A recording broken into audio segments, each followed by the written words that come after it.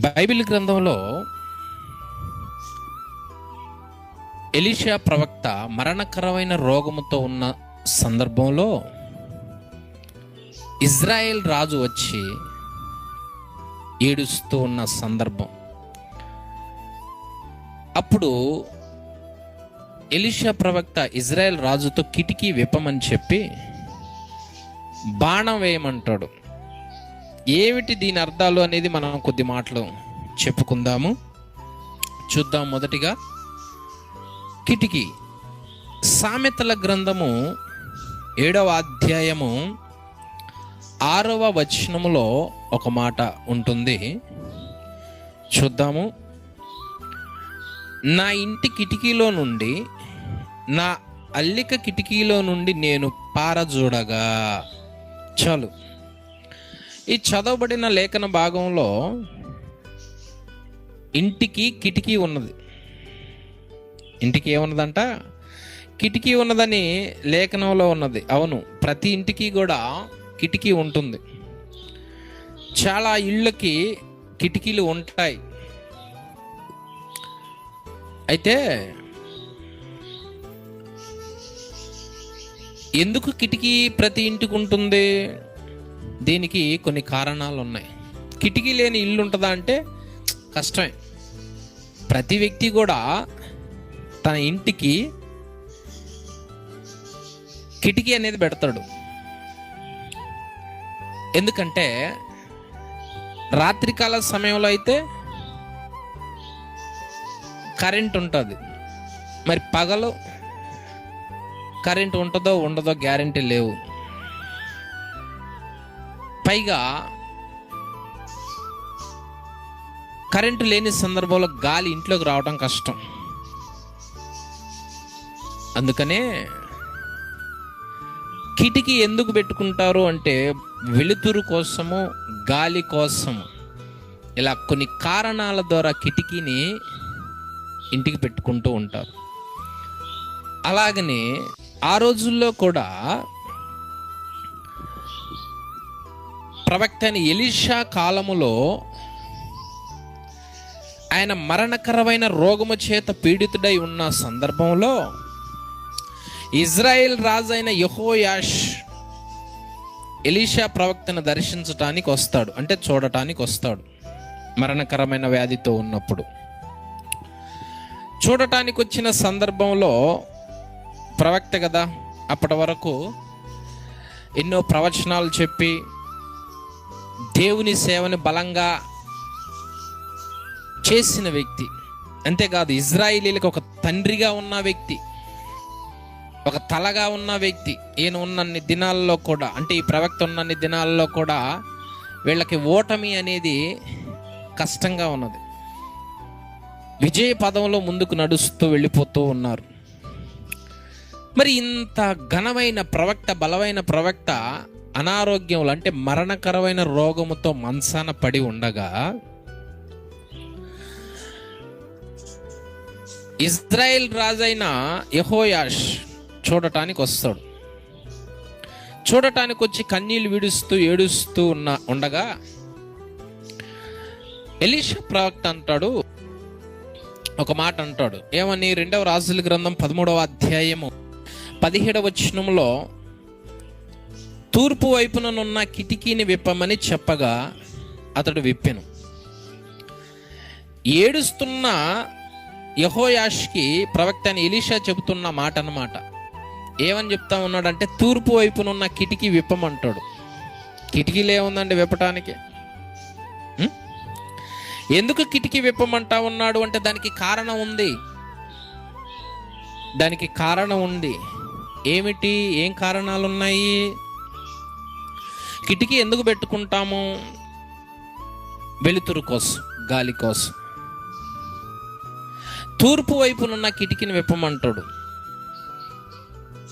ఆ తూర్పు వైపునున్న కిటికీ వేసి ఉంటుంది, అంటే అటు నుంచి చీకటి ఉన్నది. ఇంట్లో తలుపు తీస్తేనే కదా, కిటికీ తీస్తేనే కదా వెలుతురు వచ్చేది. అటువైపు నుంచి వెళ్తలేదు, చీకటి ఉన్నది. చీకటి ఉన్నది గనుక నువ్వు ఇప్పుడు తూర్పు వైపు ఉన్న కిటికీని విప్పు అనగా ఆ వైపు నుంచి ప్రమాదం నుంచి ఉన్నదన్నమాట. ఇజ్రాయేల్ రాజ్యానికి ఆ వైపు నుంచి చీకటి కమ్మి ఉన్నదన్నమాట. అందుకనే కిటికీ విప్పు తూర్పు వైపు నుంచి. మనుషులకు చాలా విధములైన ఆపదలు పొంచి ఉంటాయి. భూమి మీద ఉన్న 4 దిక్కులలో చాలా వైపుల నుంచి ప్రమాదాలు పొంచి ఉంటాయి. ప్రవక్త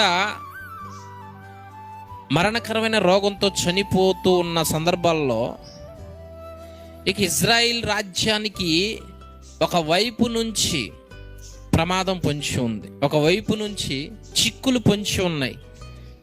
కనుక కిటికీ వేసి ఉన్నదంటే ఆ వైపు నుంచి చీకటి ఉన్నది అని అర్థం. ప్రమాదాన్ని ముందే చెబుతా ఉన్నాడు.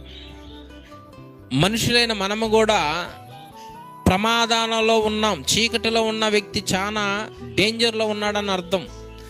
అందుకనే మనుషులు ఏం చేస్తారంట, చీకటిలో యోహాను సువార్త 12వ అధ్యాయము 35వ వచనంలో ఒక మాట ఉంటుంది. చీకటిలో మనిషి ఎక్కడికి వెళ్ళాలో తెలియదని ఉంటుంది. చీకటిలో మనిషి ఎక్కడికి వెళ్ళాలో తెలియదు, తడబడతారంట. చూడండి, యోహాను సువార్త 12వ అధ్యాయము 35వ వచనం ఏముంది అక్కడ? 35వ వచనం. అందుకు యేసు, ఇంకా కొంతకాలం వెలుగు మీ మధ్య ఉండును, చీకటి మిమ్మను కమ్ముకొనుకున్నట్లు మీకు వెలుగు ఉండగానే నడువుడి. చీకటిలో నడుచువాడు తాను ఎక్కడికి పోవుచున్నాడో ఎరుగాడు. ఎటు నుంచి ప్రమాదం పొంచి ఉంది అంటా ఉన్నాడు ప్రవక్త? తూర్పు వైపు నుంచి. అంటే సిరియా సైన్యం, ఇజ్రాయేలీ ప్రజలకి సిరియన్లకి ఆ రోజుల్లో యుద్ధాలు జరుగుతూ ఉన్న కారణము చేత వీళ్ళకి ప్రమాదం పొంచి ఉంది. ఆ వైపు నుంచి చీకటి అక్కడ ఉన్నది కనుక చీకటి తెలియదు. ఆ చీకటి అతనికి గుడ్డితనం కలగజేస్తుంది. ఆ ప్రమాదాల్లో, చిక్కుల్లో, సమస్యలలో తాను ఎటు వెళుతున్నాడో తెలియదు. ఎప్పుడు పడిపోతూ ఉంటాడు, బంధకాల్లో ఉంటాడు. చాలామంది దురలవాట్లలో ఉండి అది వాళ్ళని ఎక్కడికి తీసుకెళ్తుందో అర్థం కాదు. కొంతమందికి ఎటువైపు తీసుకుని వెళ్తుందో తెలియదు. కొంతమందికి కనీసం నేను చీకట్లో ఉన్నానే అంటే, పాపములో ఉన్నానే, చిక్కుల్లో ఉన్నానని ఎరగకుండా చేస్తుంది. మనోనేత్రాలు గుడ్డితనం కలగజేస్తుంది. యోబు గ్రంథం 12:25లో కూడా చీకటిలో మనుషులు ఏం చేస్తారంటే తడబాటు ఉంటుందంట. తడబాటు, చీకటిలో మనుషులు తడబడుచుందురు, తడబాటు ఉంటుంది. ఇది గమనించు ప్రియ దేవుని బిడ్డ. కనుక దేవుడు ఏమంటా ఉన్నాడో ప్రవక్త ద్వారా, తూర్పు వైపు నుంచి చీకటి ఉన్నది, అటు కిటికీ వేసి ఉన్నది కనుక కిటికీ వేయబడిన దగ్గర చీకటి ఉంటుంది. ఆ చీకటి తూర్పు వైపు నుంచి సిరియా సైన్యానికి మీకు ప్రమాదం పొంచి ఉన్నది అంటానికి సూచన. కనుకనే మనిషికి వచ్చే ప్రమాదాన్ని ముందే చెబుతా ఉన్నాడు. బైబిల్ కూడా ఒక నరుడు చీకట్లో ఉంటే ఎలాంటి పరిస్థితులు వస్తాయో అక్కడ యేసుక్రీస్తు వారు చెబుతూనే ఉన్నారు. చీకటిలో ఎక్కడికి వెళ్తావో మనకు తెలియదు. చీకటి క్రియలు ఎలాంటివి అంటే, ఒక తప్పు చేస్తాం, ఒక పాపం చేస్తాం, దాని యొక్క ఎత్తు, లోతు, దాని నుంచి వచ్చే ప్రమాదం మనిషి అంట పసిగట్టలేడంట. అందుకనే యేసుక్రీస్తు వారు చీకటిలో మీరు ఉండకూడదు అంటున్నాడు. చీకటిలో చిక్కులు, చీకటిలో ఇబ్బందులు, చీకటిలో తడవలాడటం. ఐగుప్తు దేశం మీద చీకటి కమ్మింది. వాళ్ళ ఆ చీకటి కమ్మిన దినాల అంతటా కూడా ఎటు వెళ్ళాలో వాళ్ళకి అర్థం కాల, అక్కడే ఉండిపోయారు. అందుకనే చీకటిలో ఉండకూడదు. క్రొత్త నిబంధనలో చీకటిలో ఉండటానికి ప్రమాదంలో ఉన్నామని అర్థం. చీకటిలో ఉంటే అది నీకు నష్టాన్ని కలగజేస్తుంది. కనుక ప్రమాదం ఉన్న చెబుతా ఉన్నాడు అక్కడ. ఆ తర్వాత రెండవదిగా అదే 2వ రాజుల గ్రంథం 13వ అధ్యాయం 17వ వచనంలో తూర్పు వైపున ఉన్న కిటికీని విప్పమన్నప్పుడు 17వ వచనంలో ఏం చేస్తాడు? అప్పుడు ఎలీషా బాణం వేయమని చెప్పగా అతడు బాణం వేశాడు. బాగా గమనించండి, తూర్పు వైపున ఉన్న కిటికీ విప్పమన్నాడు, విప్పాడు. విప్పిన తర్వాత బాణం వేశాడు. విప్పిన తర్వాత కిటికీ వేసి ఉన్న ఆ పరిస్థితి దగ్గర కిటికీ కనుక విప్పితే, తీస్తే చీకటి ఉండదు, ఇక వెలుగు వస్తుంది.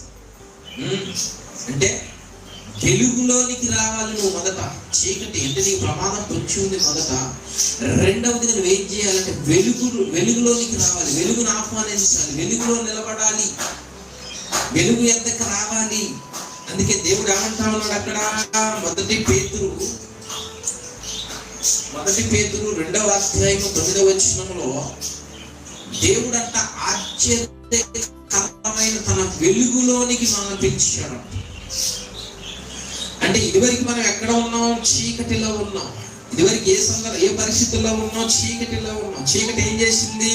సత్యాన్ని గమనించకుండా, సత్యాన్ని గ్రహించకుండా మనకేం చేసిందంటే గుడ్డితనాన్ని కలగజేసింది. ఆ గుడ్డితనం కలగజేయబట్టే యేసు రాలా. చీకటిలోనే ఉన్నాం. చీకటిలో ఉండి ఏమంటా ఉన్నాం అంటే మేము పర్ఫెక్ట్, మేము బాగానే ఉన్నాం, అన్ని విషయాల్లో కరెక్ట్, మాదే నిజం, మాదే సత్యం, తిట్టినా తిట్టొచ్చు, కొట్టినా కొట్టొచ్చు. ఇలా నరుడు జీవిస్తూ ఉన్నాం, మనం కూడా జీవిస్తూ ఉన్నాం. అందుకనే కిటికీ విప్పిన తర్వాత వెలుగు వచ్చినది. వెలుగులోనికి నువ్వు రావాలి. ఎందుకు? వెలుగులోనికి వస్తేనే మన రహస్య పాపాలు కనపడతాయి. కీర్తన గ్రంథం 90వ అధ్యాయం 8వ వచనంలో అక్కడ ఒక మాట ఉంటుంది, చూడండి. 90వ అధ్యాయం 8వ వచనంలో, మా దోషములను నీవు నీ ఎదుట ఉంచుకుని ఉన్నావు, నీ ముఖ కాంతిలో మా రహస్య పాపములు కనబడుచున్నవి. దేవుని ముఖ కాంతిలో, దేవుని వెలుగులోనికి ఎందుకు రమ్మంటూ ఉన్నాడు? యేసుక్రీస్తు వారు వెలుగులోనికి ఎందుకు రమ్మంటున్నాడు? ప్రవక్త కిటికీ ఎందుకు? వెలుగు లేకపోతే నువ్వేం చేయలేవు. వెలుగు ఉంటేనే నువ్వు ఏ స్థితిలో ఉన్నావు, నీకు ఏ ప్రమాదం పొంచి ఉందో స్పష్టంగా కనపడుద్ది, తెలుసుకోగలుగుతాం. ఈ వాక్యం ఎవరి ఎంతకైతే వస్తుందో వాళ్ళు వెలిగించబడతారు. ఈ వాక్యం ఎవరు వింటున్నారు అంటే వెలుగు వాళ్ళని పిలుస్తుంది అని అర్థం. వెలుగు లేని మనుషులు చాలా మంది ఉన్నారు. అందుకనేనండి యేసుక్రీస్తు వారు వెలుగులోకి రమ్మంటే వెలుగులోనికి రాకుండా మతాల పేరట, కులాల పేరట మనుషులను విడదీస్తూ, మనుషులను అంటరాని వారిగా చూస్తూ, ప్రేమ అనేది పంచకుండా లంచాలు పెరిగిపోయి, ఏమంటే ప్రతిరోజు నరులు ఎలా ఉంటూ ఉన్నారు. ఇప్పుడు కాలం ఎలా ఉన్నది అంటే, వెలుగులో ఉన్నవాడంటే సహోదరుని ప్రేమిస్తాడు. సహోదరుని ప్రేమించడం అంటే అర్థం ఏంటంటే కులాలు పెట్టి తిట్టడం, వాళ్ళని ఎంకరేజ్ చేసుకోడు, అందరినీ సమానంగా చూస్తారు. కానీ ఇప్పుడు ఆ పరిస్థితి ఉన్నదా? ఆ పరిస్థితి లేదు కనుక యేసుక్రీస్తు వారి భూమి మీదకు వచ్చాడు. వాక్యం అనే వెలుగుగా వచ్చినాడు. ఆ వెలుగులోనికి ఏ వ్యక్తి అయితే వస్తాడో తాను చేస్తున్న రహస్యమైన పాపములను గమనించగలుగుతాడు, తెలుసుకోగలుగుతాడు. ఒకప్పుడు బైబిల్ గ్రంథంలో మాంత్రికులు ఉన్నారు. పౌలు గారు వాక్యాన్ని ప్రకటిస్తూ ఉన్నప్పుడు ఆ వాక్యాన్ని విని మేము చీకటిలో ఉన్నామని ఆ పుస్తకాలు తెచ్చి తగలబెట్టారంట. దేవునికి స్తోత్రం, హల్లెలూయా. ఆ పుస్తకాలు తెచ్చి తగలబెట్టారంట. ఎందుకంటే ఒకప్పుడు వాళ్ళ పరిస్థితి ఎలా ఉన్నది. అందుకనే ప్రియ దేవుని బిడ్డ ఎలీషా ప్రవక్త అంటున్నాడు, నీవు చీకటిలో ఉన్నావు, కిటికీ వేసింది కనుక చీకటిలో ఉన్నావు అంటే తూర్పు వైపు నుంచి సిరియా సైన్యం ద్వారా నీకు ప్రమాదం పొంచి ఉందని చెప్తున్నాడు. రెండవదిగా కిటికీ విప్పు అంటే వెలుగు రావాలి. ఇక్కడికి వెలుగులో ఉండాలి. నువ్వు వెలుగులోనికి నువ్వు ఉంటే, వెలుగు దగ్గర ఉంటే నువ్వు ఏ స్థితిలో ఉన్నావో నీ రహస్య పాపములు సైతము, దోషములు సైతము కనిపిస్తుంది. అప్పుడు తెరవబడతాయి మనోనేత్రాలు. వెలుగులో లేకుండా చీకట్లో ఉండే ప్రార్థనకు రమ్మంటే ఎందుకు నేను ఏ పాపం చేయలేదంట కొంతమంది. ప్రార్థనకు రమ్మంటే కొంతమంది నేను ఏ పాపం చేయలేదు, యేసుని ఎందుకు నమ్మాలి? యేసు అంటే దేవుడు వాక్కు ఎక్కడికైతే వస్తుందో వెలుగులో ఉన్నప్పుడు ముళ్ళు కనపడతాయి. వెలుగులో ఉన్నప్పుడు ఏం కనపడతాయి? ఎదురురాళ్ళు కనపడతాయి, సర్పాలు కనపడతాయి, మంచి దారిలో చెడ్డదారిలో కనపడుద్ది. వెలుగు లేకపోతే చీకట్లో ఏమైపోతాం? ఎవరిష్టం వాళ్ళు. ఇప్పుడు ఎవరెస్ట్ ఎలా ఉన్నారు వాళ్ళ ఇష్టం. వెలుగులో ఉన్నవా చీకట్లో ఉన్నా వాళ్ళకి అనవసరం. వాళ్ళకి ఏది నచ్చితే చేస్తా ఉంటాం. అందుకని దేవుని వాక్కు యేసు ఒక వెలుగుగా ఈ భూమి మీదకి వచ్చినాడు. దేవుడు వెలుగై ఉన్నాడు. ఆ వాక్యమే వెలుగు. ఆ వాక్యమే శరీరాన్ని ధరించుకుని భూమి మీదకు వచ్చి. ఈరోజు క్రైస్తవుల ఇళ్లలో బైబిల్ ఉన్నాయి కానీ ఆ బైబిల్ చదవరు, పిల్లలకు అలవాటు చేయరు. ఎంతైనా చదువు మీద ఉన్న శ్రద్ధ, జాబ్ మీద ఉన్న శ్రద్ధ, వ్యాపారం మీద ఉన్న శ్రద్ధ, వాక్యం ఒక వ్యక్తి దగ్గరికి వస్తే రహస్యంగా చేస్తున్నాయి కూడా పట్టుకుంటుందంట, చూపించిందంట, ఒప్పుకో అంటుందంట, ప్రేరేపించిందంట, ఆ స్థితిని తెలియపరుచుంది, భయాన్ని కలగజేస్తుంది. ఇంకా చెప్పాలంటే మరి ఇది అలవాటు చేస్తామని ఒకసారి ఆలోచించు. వెలుగు రావాలి ఇప్పుడు అక్కడికి. యెహోయాష్, నువ్వు చీకటిలో ఉంటే నువ్వేం చేయాలో నీకు అర్థం కాదు, కాబట్టి నువ్వు కిటికీ విప్పితే వెలుగు వస్తుంది. ఆ వెలుగులో ఉండాలి నువ్వు ఇప్పుడు, ఆ వెలుగుమయంలో ఉండాలి. అప్పుడు నీ స్థితి, నీ పరిస్థితి, అంటే నీ మాటలు, నీ చూపులు, నీ ఆలోచనలు, నువ్వు ఎలా ఉన్నావు, ఎవరిని పెళ్లి పెట్టావు, మొత్తం అర్థమవుతాయి అంట. అక్కడ మొత్తం అర్థమవుతాయి అంట. కనుక రహస్య పాపములు ఎప్పుడు కనపడతాయి? ఎక్కడ కనపడతాయి? ఆయన ముఖ కాంతిలో కనపడతాయి. వాక్యం వెలుగులో కనపడతాయి. దేవుడు ఎవరంటే వాక్యమే. ఏమండి, దేవుడు ఎవరంటే వాక్యమే. దేవుడు వాక్యం అంటారా క్రైస్తవులు కొంతమంది? కాదు, క్రిస్మసే మాకు దేవుడు అంటారు. నో, దేవుడు వాక్యం అయితే ఆ వాక్యమే కదా మన జీవితంలో ఎక్కువగా మనం ఆచరించవలసింది, పాటించవలసింది, చూసుకోవాల్సింది. కనుక వెలుగులోనికి రాయికనైనా నీకు ప్రమాదం పొంచి ఉంది నీ జీవిత దినాలలో. రేపేం జరుగుతుందో తెలియదు. యేసులేకపోతే ఏమీ చేయలేవు.